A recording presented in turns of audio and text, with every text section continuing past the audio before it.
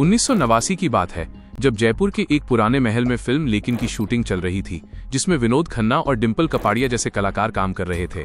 इस फिल्म की कहानी खुद एक ऐसी रूह के बारे में थी जो बरसों से मुक्ति की तलाश में एक महल में कैद थी। कहा जाता है कि एक रात शूटिंग खत्म होने के बाद जब डिम्पल कपाड़िया अपने कमरे में आराम कर रही थीं, तब उन्होंने अपने बिस्तर पर एक अनजान औरत को बैठा देखा और उससे बात भी की, लेकिन जल्द ही उन्हें एहसास हुआ कि वो कोई इंसान नहीं बल्कि एक साया था। ऐसी डरावनी दास्तानें सिर्फ फिल्मों तक सीमित नहीं है, बल्कि दुनिया भर में लाखों लोग पैरानॉर्मल अनुभवों और रूहों से रूबरू होने का दावा करते हैं। यहाँ तक कि द कॉन्ज्यूरिंग और द एक्सॉर्सिस्ट जैसी मशहूर फिल्में भी असल घटनाओं से प्रेरित होने का दावा करती हैं।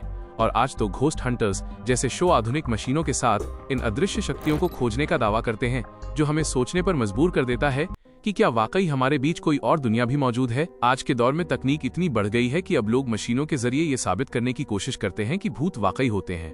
सोशल मीडिया और यूट्यूब पर तो ऐसे वीडियो की बाढ़ आई हुई है जहां लोग मृत आत्माओं से बात करने का दावा करते हैं।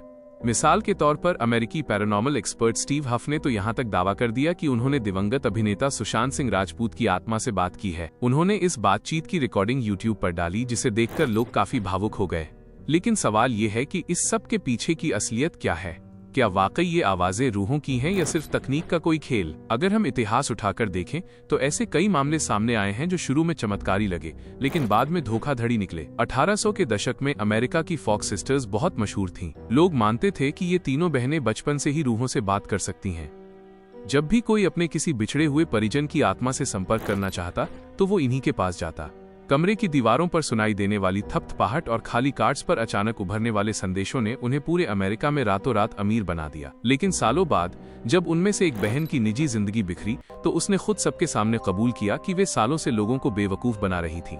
वे धागों की मदद से चीजें गिराती थीं और अपने पैरों के इस्तेमाल से दीवारों पर आवाजें करती थीं। उन्होंने बताया कि लोग भावनात्मक रूप से इतने कमजोर होते हैं कि वे अपनी कल्पना को ही सच मान बैठते हैं। इसी तरह न्यूयॉर्क के मशहूर एमिटिविल हॉन्टेड हाउस की कहानी भी काफी डरावनी मानी जाती थी। वहां एक शख्स ने अपने ही परिवार का कत्ल कर दिया और कोर्ट में दलील दी कि घर की डरावनी आवाजों ने उसे ऐसा करने पर मजबूर किया। बाद में वहां रहने आए एक दूसरे परिवार ने भी दावा किया कि उन्हें वहां भूत दिखते हैं। लेकिन एबीसी न्यूज की जांच में ये खुलासा हुआ कि ये सब सिर्फ एक झूठ था। कातिल ने सजा से बचने के लिए झूठ बोला था और बाद वाले परिवार ने फिल्म और बुक डील से पैसे कमाने के चक्कर में इस कहानी को हवा दी थी। तो क्या ये सब सिर्फ एक दिमागी खेल है या कोई अनसुलझा रहस्य? आज के इस वीडियो में हम इसी की गहराई तक जाने की कोशिश करेंगे। हैरानी की बात तो ये है कि कई बड़े न्यूज चैनलों ने भी इस खबर को ऐसे दिखाया जैसे वो वीडियो वाकई सच हो। लेकिन असलियत क्या थी? एक इंस्टाग्राम यूजर ने जब इसकी गहराई से जाँच की तो पता चला कि ये सब सिर्फ तकनीक की कलाकारी थी। सुशांत सिंह राजपूत के एक पुराने इंटरव्यू से, जो उन्होंने फिल्म क्रिटिक अनुपमा चोपड़ा को दिया था, ऑडियो क्लिप्स निकाली गईं और उन्हें छेड़छाड़ मैनिपुलेट करके ऐसे चलाया गया जैसे कोई रूह बात कर रही हो। अफसोस की बात यह है कि किसी भी न्यूज चैनल ने इस सच को उजागर करने की जहमत नहीं उठाई, क्योंकि अंधविश्वास और सनसनी फैलाने से टीआरपी मिलती है, जबकि विज्ञान और तर्क की बातें शायद उतनी रेटिंग्स नहीं दिला पाती।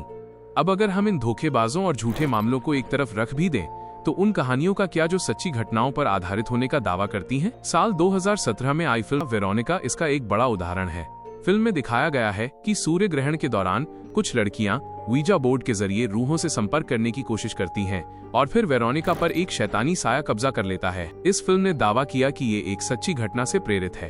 हकीकत में ये कहानी एस्टेफेनिया नाम की एक लड़की की है, जिसके घर की पैरानॉर्मल एक्टिविटीज का जिक्र पुलिस रिपोर्ट तक में था।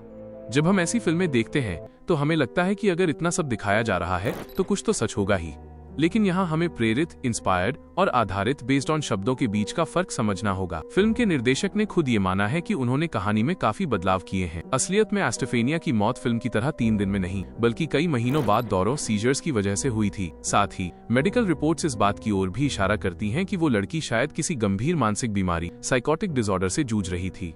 तो क्या ये मुमकिन है कि जिसे हम भूत प्रेत का साया समझते हैं वो असल में विज्ञान और दिमागी सेहत से जुड़ी कोई गुत्थी हो? दरअसल उस वक्त डॉक्टर इस बीमारी को पहचान नहीं पाए थे, क्योंकि वे एक ग्रामीण इलाके में रहते थे। साल 1990 के दौर में मेडिकल साइंस और टेक्नोलॉजी उतनी एडवांस नहीं थी जितनी आज है। एस्टेफेनिया की मौत के बाद उसके माता पिता ने दावा किया कि उन्होंने अपने आसपास कई पैरानॉर्मल एक्टिविटीज देखी हैं। उन्हें अपनी बेटी के चिल्लाने की आवाजें सुनाई देती थी। लेकिन जब उसकी माँ की साइकोलॉजिकल जांच हुई तो पता चला कि वो इमोशनल इंस्टेबिलिटी, एंजाइटी और नीड फॉर अटेंशन टेंशन जैसी स्थिति से गुजर रही थी। मैं इस केस की डिटेल में इसलिए जा रहा हूँ क्योंकि अक्सर हमारे सामने ऐसे ही मामले आते हैं जिनसे हॉरर फिल्में इंस्पायर्ड होती हैं। अब आप कहेंगे कि मान लिया परिवार के एक सदस्य को कोई मानसिक बीमारी थी, लेकिन जब पूरा का पूरा परिवार एक जैसा बर्ताव करने लगे और पैरानॉर्मल एक्टिविटी का दावा करे तब क्या? दोस्तों, ऐसे मामलों के पीछे एक फिनोमिना होता है जिसे मास साइकोजेनिक इलनेस कहते हैं। इसे शेयर्ड साइकोटिक डिसऑर्डर भी कहा जाता है। यही चीज हमने दिल्ली के मशहूर बुराड़ी केस में भी देखी थी, जहां एक ही परिवार के 11 सदस्यों ने सुसाइड कर लिया था। इसी तरह का एक बेहद अजीबोगरीब मामला एक ऑस्ट्रेलियन फैमिली का भी था, जहां 5 लोगों का परिवार एक रोड ट्रिप पर निकला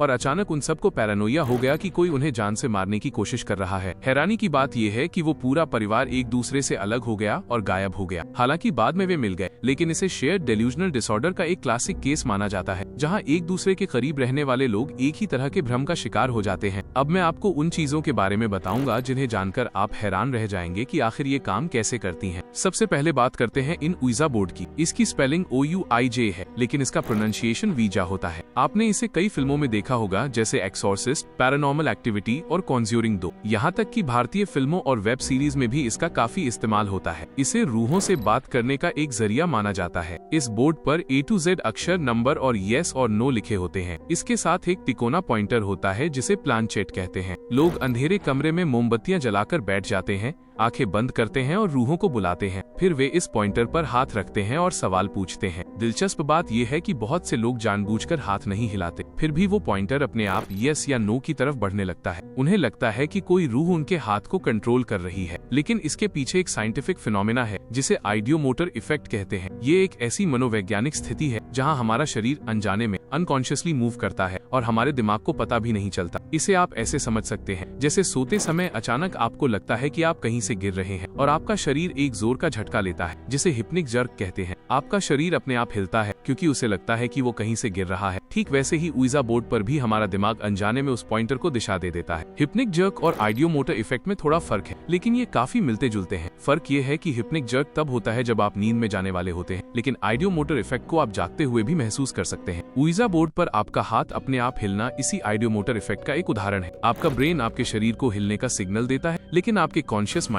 यानी जागृत दिमाग को इसका पता तक नहीं चलता। अगर आप इसका उदाहरण देखना चाहते हैं तो आप इसे अभी आजमा सकते हैं। एक पेंडुलम लीजिए या किसी धागे से एक हल्की चीज जैसे अंगूठी या बटन बांध लीजिए। अब इसे अपने सामने पकड़ें और बस अपने मन में सोचें कि इसे क्लॉकवाइज यानी घड़ी की दिशा में घूमना है। आप देखेंगे कि बिना आपके कुछ किए वो धीरे धीरे उसी दिशा में घूमने लगेगा। अब अपने दिमाग में सोचिए कि इसे एंटी क्लॉकवाइज घूमना है और वो अपनी दिशा बदल लेगा। आप इसे जानबूझकर नहीं हिला रहे, लेकिन चूंकि आपका ब्रेन चाहता है कि वो उस दिशा में घूमे, इसलिए आपका शरीर अनजाने में वैसी हरकत करने लगता है। जो लोग उइजा बोर्ड पर पूरा भरोसा करते हैं, उनके दिमाग में उस इंसान या रूह की कुछ सबकॉन्शियस यादें और तस्वीरें होती हैं। जब वे सवाल पूछते हैं तो उनका दिमाग उन्हीं यादों का इस्तेमाल करके जवाब देता है और शरीर को अनजाने में हिलने का इशारा कर देता है। इस पर कई साइंटिफिक स्टडीज भी हुई हैं। एक साधारण सा ब्लाइंड फोल्ड टेस्ट यानी आंखों पर पट्टी बांधकर किया गया टेस्ट यह साबित कर देता है कि अगर लोगों को न पता हो कि बोर्ड पर यस या नो कहाँ लिखा है, तो वो पॉइंटर कहीं भी ऊट पटांग जगह पर रुकने लगता है। अगर वाकई कोई रूह उसे घुमा रही होती तो आंखों पर पट्टी होने से फर्क नहीं पड़ना चाहिए था। यही आइडियोमोटर इफेक्ट उन लोगों पर भी लागू होता है जो दावा करते हैं कि उनके अंदर कोई रूह आ गई है या वे पजेस हो गए हैं। हर मामला झूठ नहीं होता। कई बार इंसान को सच में लगता है कि उसका शरीर उसके काबू में नहीं है, जबकि असल में उसका अपना शरीर ही अनजाने में वे सारी हरकतें कर रहा होता है और उसे इसका एहसास तक नहीं होता। ये सब हमारे सबकॉन्शियस माइंड का ही खेल है। इसी तरह कुछ लोग दावा करते हैं कि उनके पास ऑटोमेटिक राइटिंग की शक्ति है, यानी रूहें उनका हाथ पकड़कर उनसे कुछ लिखवाती हैं। असल में ये भी वही आइडियोमोटर इफेक्ट है। इनमें से ज्यादातर लोग तो साफ झूठ बोल रहे होते हैं, लेकिन जो सच बोल रहे हैं वे अनजाने में खुद इस दिमागी खेल का शिकार होते हैं। अब बात करते हैं उस डिम्पल कपाड़िया वाले किस्से की, जिसका जिक्र मैंने वीडियो की शुरुआत में किया था। दोस्तों, बात ये है कि फिल्म लेकिन में डिम्पल खुद एक भूत का रोल निभा रही थी। उनका पूरा कैरेक्टर ही उसी पर आधारित था। जब उन्होंने उस साये को देखने का दावा किया और ये बात वहाँ की पूर्व राजकुमारी पद्मिनी देवी को बताई, तो उन्होंने बहुत ही तार्किक जवाब दिया। उन्होंने कहा, सुनो डिम्प्स, बात ये है कि तुम पूरा दिन एक भूत की तरह शूटिंग कर रही हो, इसलिए ये कोई बड़ी बात नहीं है कि रात को सोते समय तुम्हारे दिमाग में वही बातें घूम रही थीं और तुम्हें वैसा भ्रम डेल्यूजन हुआ। तो दोस्तों, ऐसी चीजों के मामले में हमेशा अपने विवेक और समझदारी का इस्तेमाल करें।